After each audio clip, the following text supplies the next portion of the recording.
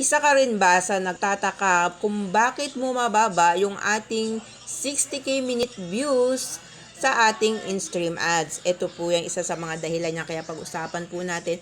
Ang total na lumalabas po sa ating dashboard ay total po yan ng ating 60 days. Ayan. Pag po umusad na at napunta na po ito sa 61 days, doon po makikita natin na nababawasan yung ating 60k minute views. Ayan. Kaya patuloy po tayong mag-upload ng reels o ng long video para po madagdagan po ito. Minsan po kasi hindi lang natin napapansin talaga po ito nababawasan kasi patuloy pa rin tayo nag-upload ng reels at ng long video. Ayan.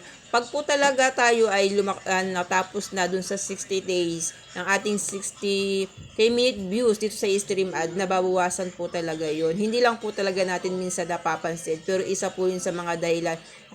Ako nga po nung nakaraan na po yung akin po ay 22k na siya. Kahapon nung nakaraan araw po kasi naka 60 days na ulit ako. Nabawasan po siya. Ngayon po ay 20k na lang po yung akin. Ganun po pala yun. Yun po ay base lang po sa aking experience. Hindi po, nag-disclaimer lang po tayo mga guys. Ayan po, na-share ko lang yung sa inyo kasi alam ko yung iba po nagtataka rin kung bakit bumababa yung kanilang stream ads na views dito kay Facebook. Yun lang po ang aking ma-share. Thank you for watching.